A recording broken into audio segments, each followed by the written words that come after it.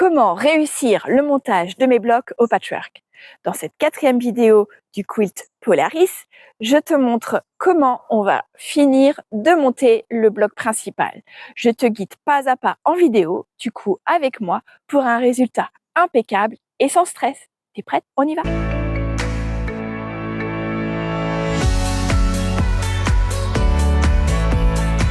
Dans cette première partie, nous allons préparer les unités 1, 2 et 3.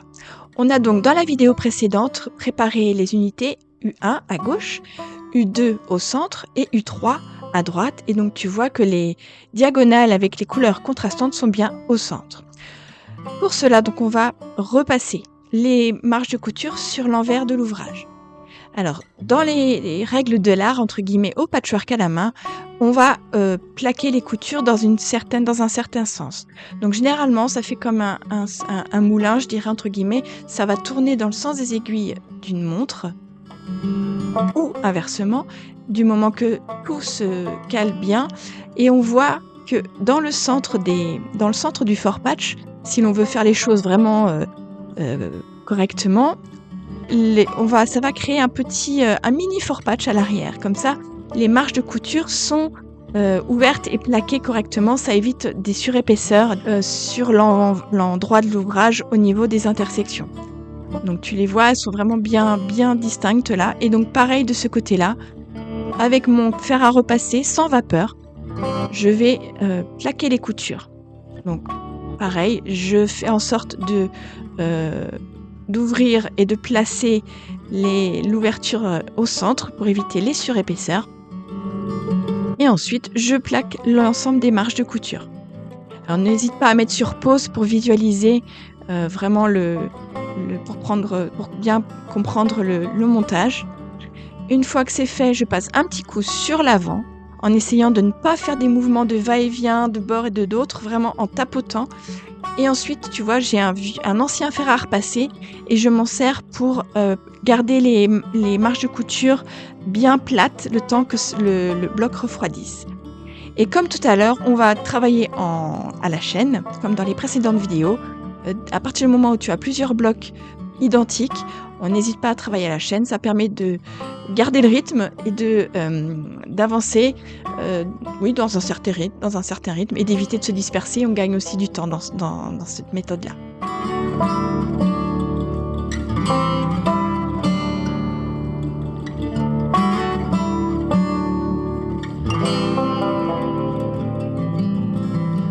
Je trouve ça toujours assez plaisant de réaliser ce mini fort patch à l'arrière du bloc. Donc là, on le voit un petit peu, on le voit bien aussi sur le fort patch de l'unité 2. Les couleurs sont plus claires, donc ce sera peut-être plus visible. Donc voilà, et puis il n'y a qu'un seul bloc. Donc tu vois, je tourne dans le même sens pour plaquer les coutures.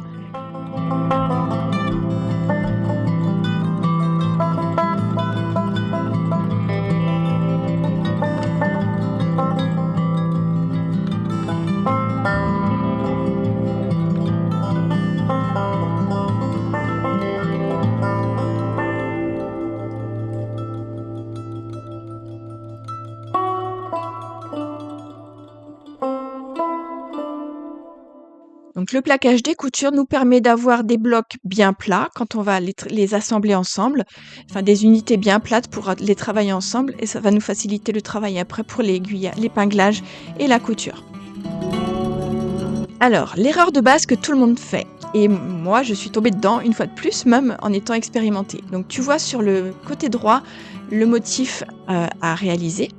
Et moi, ici, sur la rangée du milieu, on voit que je me suis trompée. En fait, j'étais partie dans mon idée, et en fait, le bloc avec l'orange en bas à droite devrait être au milieu à droite, dans la rangée, à la place des petits carrés noirs. Donc, c'est une erreur courante, j'en ai parlé dans ma précédente newsletter. Il faut vraiment faire attention à bien checker, à bien vérifier que ce que tu réalises à préparer les pièces ensemble, c'est bien le modèle. Parce que là, c'était très joli, j'étais motivée, sauf que c'était pas mon modèle.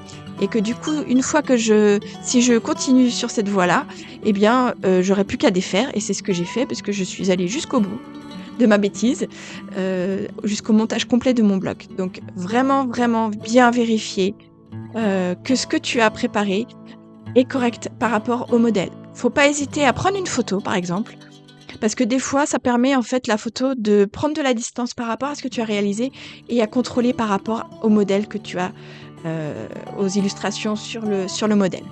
Donc attention aux erreurs d'étourderie, tu vois que personne n'est à l'abri.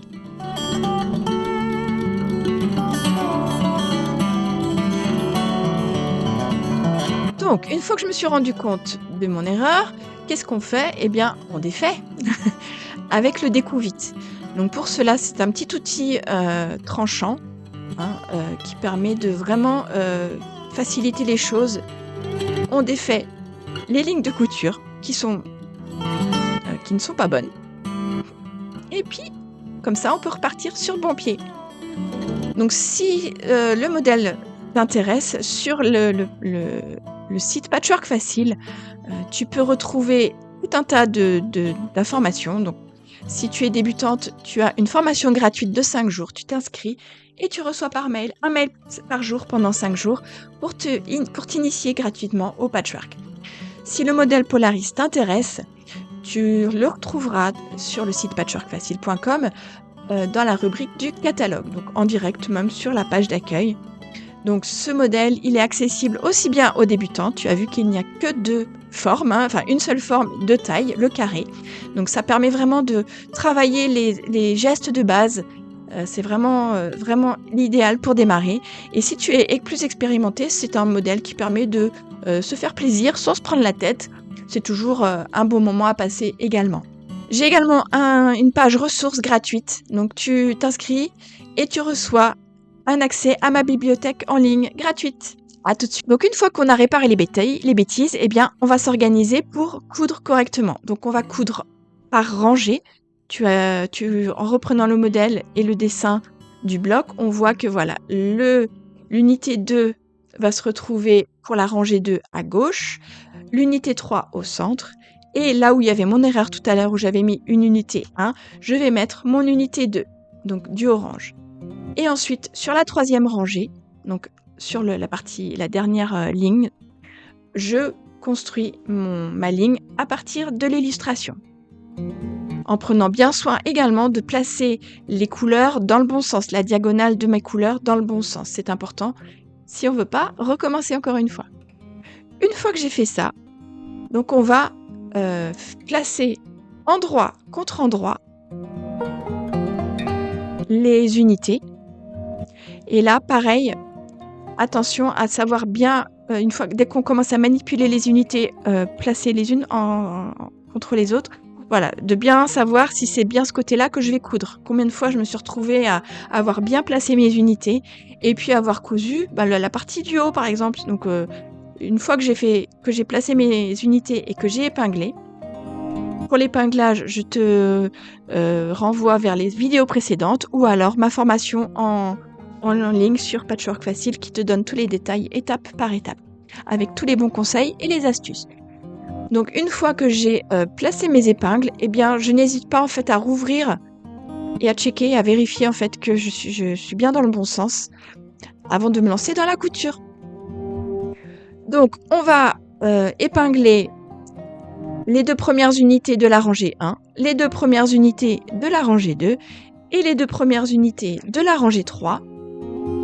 Et une fois qu'on est sûr que c'est les bons endroits à coudre, eh bien, on va pouvoir passer à la couture.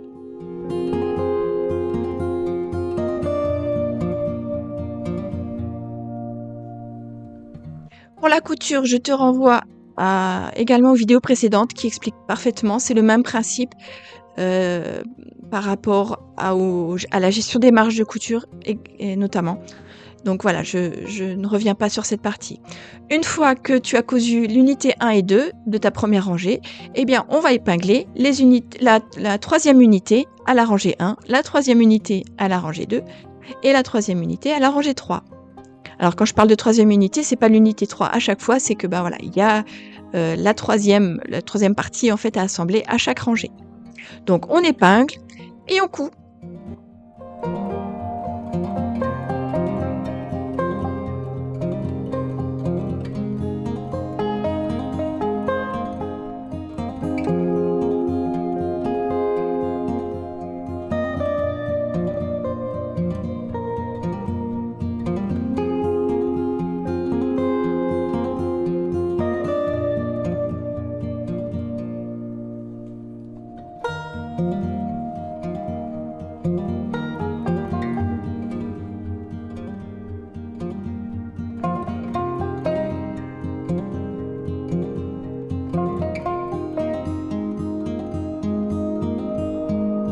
On va pouvoir passer à l'étape suivante. On va passer de la rangée à un bloc.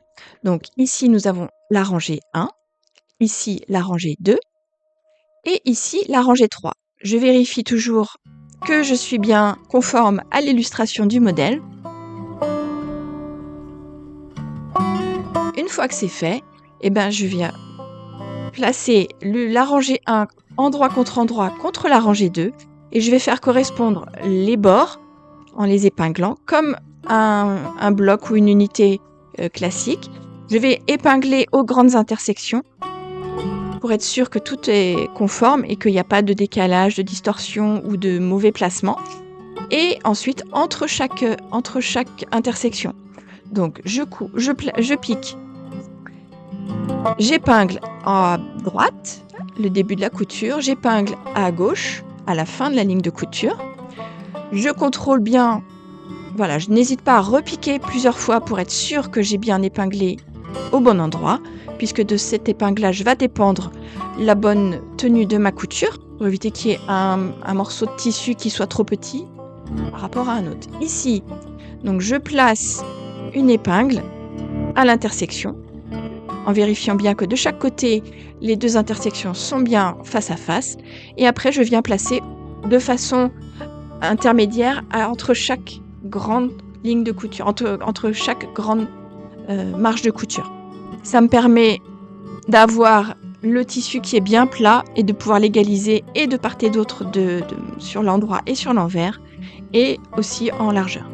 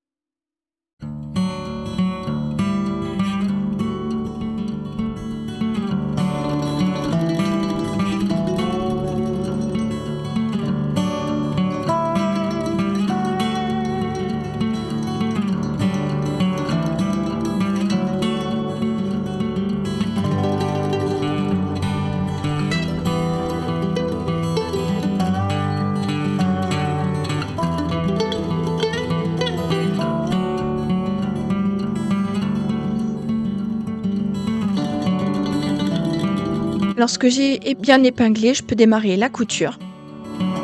Donc pas de surprise de ce côté-là non plus, une fois de plus. Donc toujours la même chose.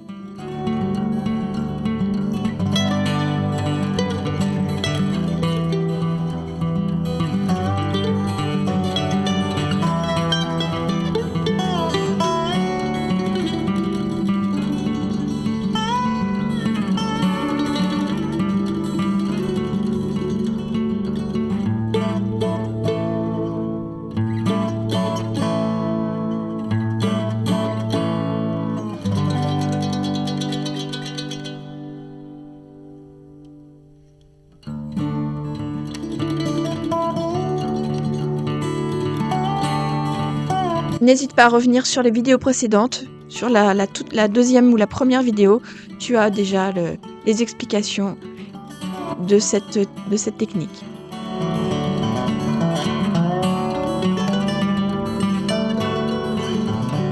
J'ai fait la rangée 1 et 2. Et donc maintenant, je vais venir placer ma rangée 3, endroit contre la rangée 2. Et même chose, épinglage sur toute la longueur. Ne pas hésiter à épingler plus que moins, surtout quand on démarre. Une couture.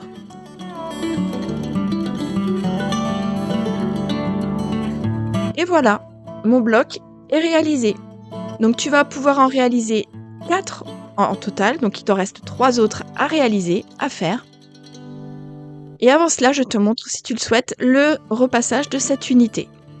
Donc pour le repassage du bloc, pour être sûr qu'il n'y ait pas de gondolage et de choses un petit peu bizarres, tu vois que quand tu prends le bloc sur l'envers, pour être sûr, tu vas faire alterner les marges de couture pour qu'elles viennent s'emboîter et qu'au milieu, tu aies bien ce joli petit fort patch à chaque fois. Comme ça, il n'y a pas d'épaisseur en trop aux intersections. Donc ici, la marge est à gauche, ici à droite, à gauche, à droite. Alors c'est un peu fastidieux, tout le monde ne le fait pas. Moi je suis un peu puriste et j'aime bien ça. Donc ça permet d'avoir quelque chose de propre et de clair. Et ça permet aussi de vérifier que tout est ok. Donc tu vois, ici, je viens placer ma marge de couture à droite, je maintiens, attention de se brûler les doigts, et donc le petit fur patch au centre est propre et bien, et je continue. Et en fait, le fait de faire comme ça, les marges de couture, elles se placent assez facilement, elles se mettent facilement en place. C'est presque, j'allais dire naturel, mais c'est beaucoup plus fluide en fait. Alors, au départ, il faut se dépatouiller un petit peu avec ça. N'hésite pas, si tu veux, à mettre la vidéo en pause à certains moments pour prendre le temps de bien jeter un œil sur ce que je suis en train de faire. Mais c'est vraiment agréable de voir les marges de couture s'imbriquer les unes dans les autres, se placer et avoir quelque chose de propre également sur l'arrière. C'est bien d'avoir une réalisation propre à l'avant, mais c'est bien aussi, même si personne ne le voit après, moi je sais que c'est bien. Voilà. Toujours ce même mouvement de tapotage, entre guillemets, plutôt que comme quand on repasse les chemises de monsieur, on fait des grands mouvements de gauche à droite ou d'avant en arrière. Là, pour éviter la distorsion, vaut mieux tapoter. Alors, moi-même, j'ai encore des difficultés. C'est vrai qu'on est vite tenté d'avoir ce mouvement-là de gauche à droite, ce grand mouvement de balayage, finalement, plutôt que de tapotage. Alors des fois c'est un petit peu moins naturel que prévu. Faut bien commencer par le centre, comme ça quand tu vois que tes mini fort patch sont bien calés, après tu vas pouvoir finir de caler la ligne de couture, la marge de couture principale. Voilà. Et on écrase au fer chaud, sans vapeur. Et on avance progressivement au fur et à mesure sur le bloc.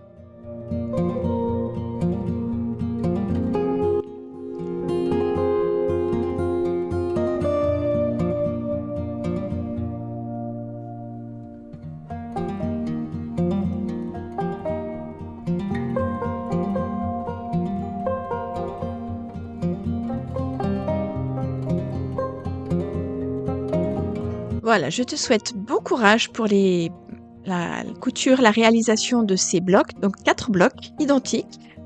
Attention donc aux erreurs d'étourderie. Si tu as des questions, n'hésite pas à me les poser en commentaire. Dis-moi aussi en commentaire quelle est ta plus grosse étourderie et quelles sont les réactions que tu as dans ces cas-là. Moi, je suis passée du fou rire aux pleurs, ça m'est déjà arrivé. Raconte-moi en commentaire quelles sont tes plus grosses bourdes au patchwork main. Je te donne rendez-vous dans la vidéo suivante pour le final du quilt Polaris.